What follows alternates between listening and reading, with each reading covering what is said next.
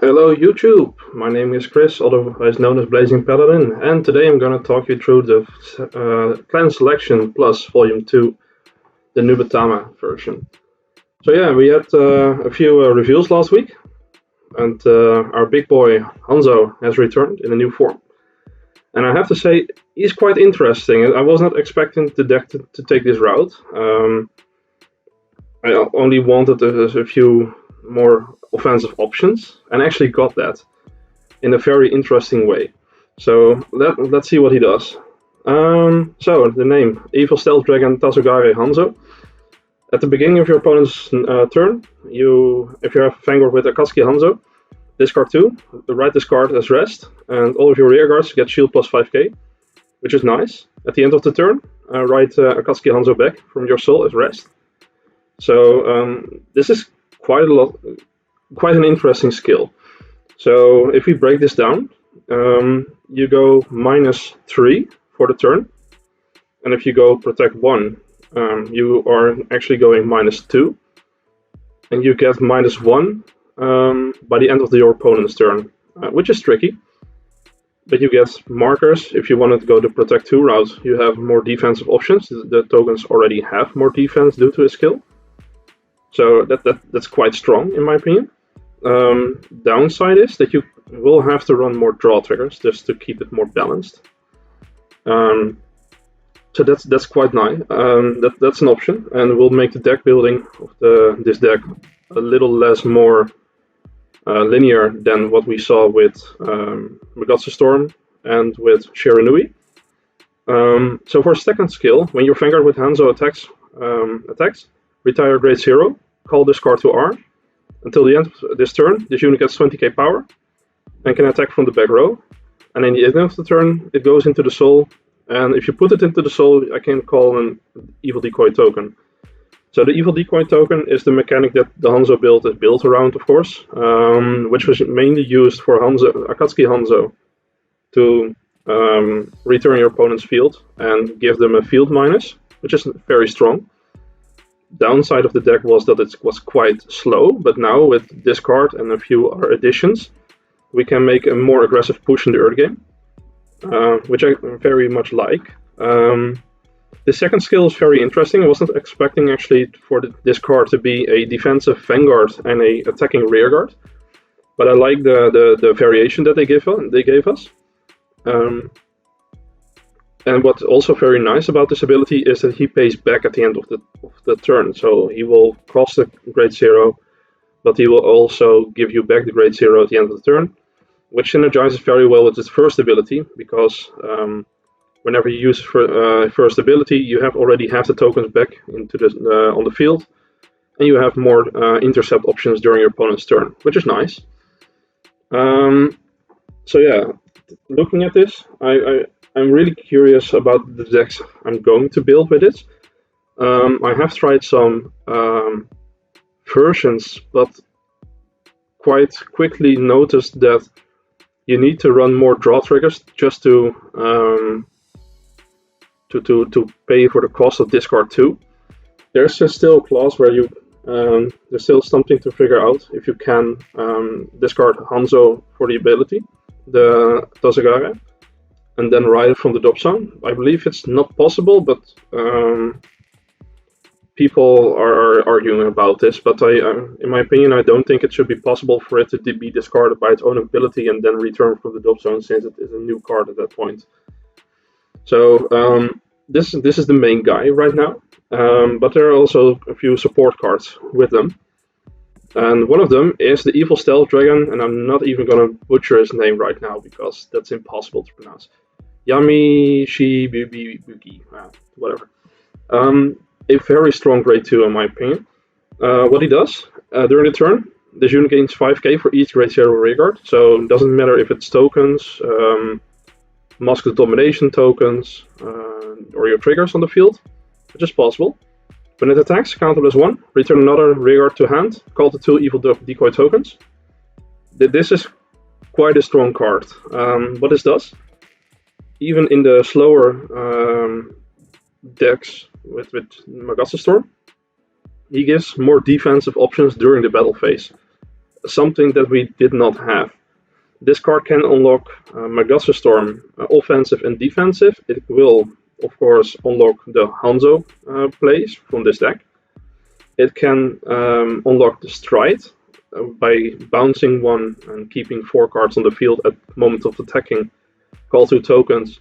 Then Jakimeso can acquire his skill during the battle phase, so you have less troubles with retiring in the early stages. So only this card needs to be guarded without a Denial Griffin or something that can, or no, not really a Denial Griffin, but something that can dispose of tokens. So it's quite a safe card. He will gain power itself, so the need for a boosting ability on the tokens is also out of favor. So I think that Genkai will lose a place in the deck, to be honest, because it misses timing, and there is no replacing cards during the battle phase at this point for the Hanzo deck. Of course, it can be quite effective in the Magazza Storm deck, because you can bounce, you can call 2 tokens, you can trigger the Magazza Storm's ability, call 3 new cards, and then activate Genkai, give the token extra boost, and it will have more power and the boost ability. Downside is that you have to worry about space on the field, because it will you already have 3 spaces and you will call filled up. You will call 3 cards with Magazza Storm's ability.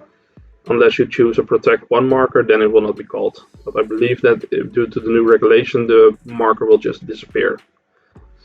I really like this one's art. This will definitely be played in new versions of Jamio Congo. I might even want to try it in the Shiranui versions, my premium Shiranui deck.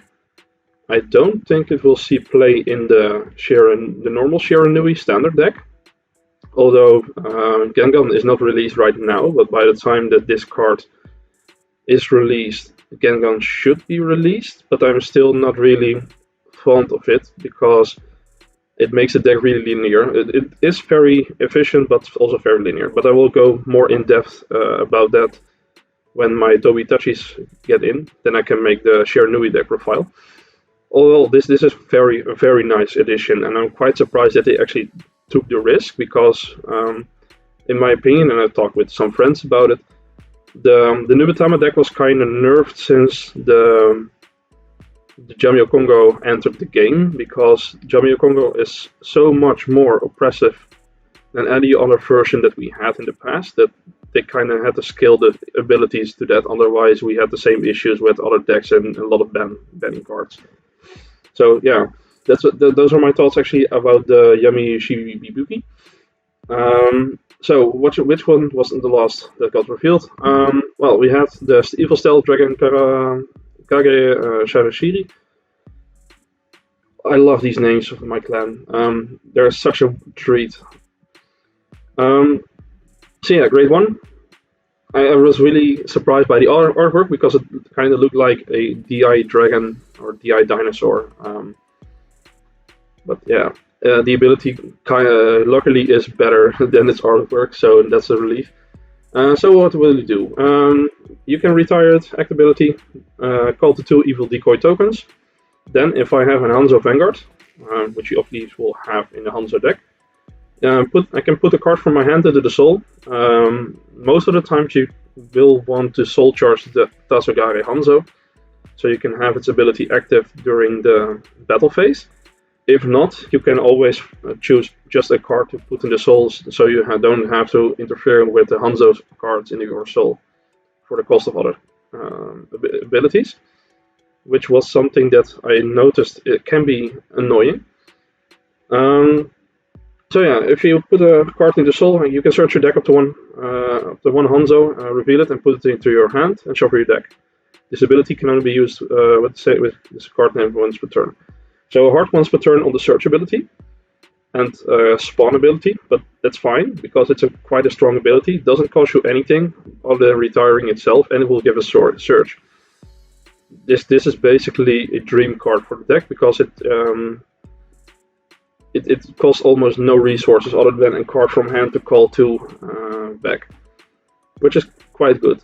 The soul charge ability is very nice. You can soul charge your Hanzos, you can soul charge other pieces if you need to.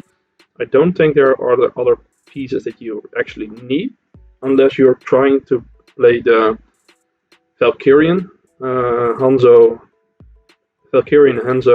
Magatsu Storm build.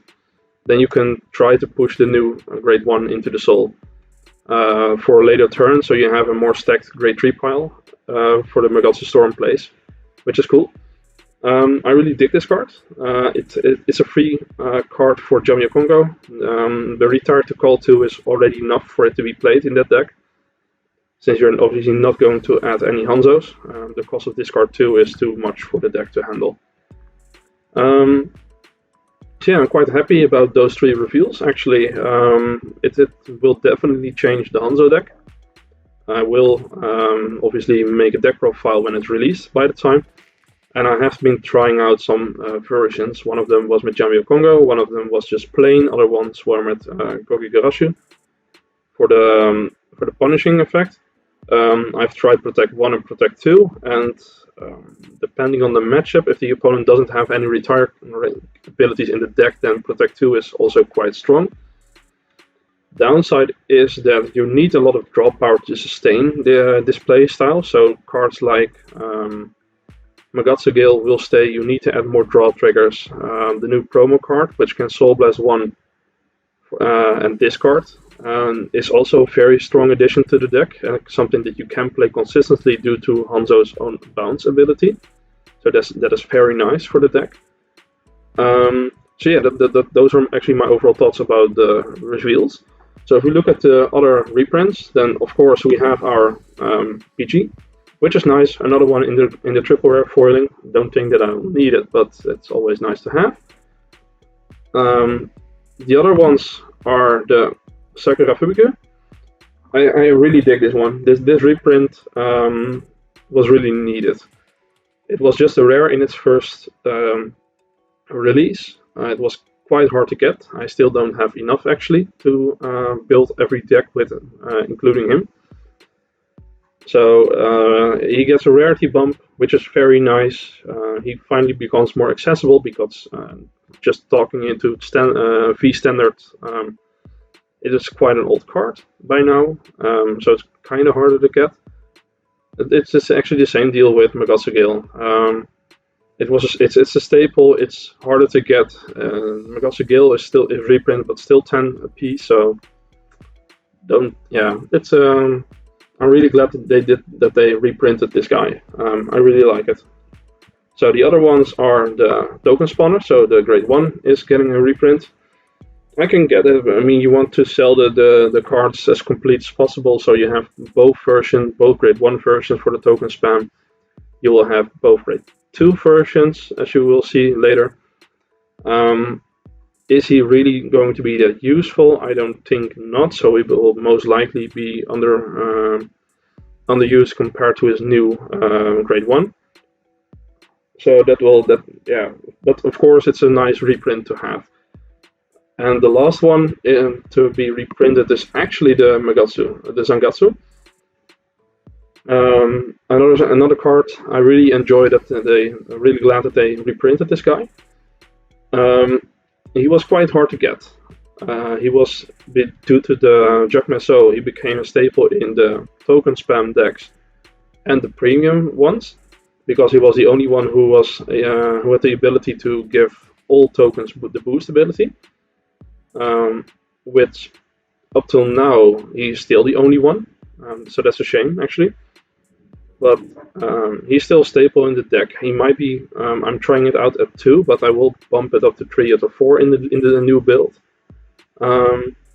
He was not that expensive, but he was very hard to get completed. So I'm really glad that they chose to add this card to the clan selection.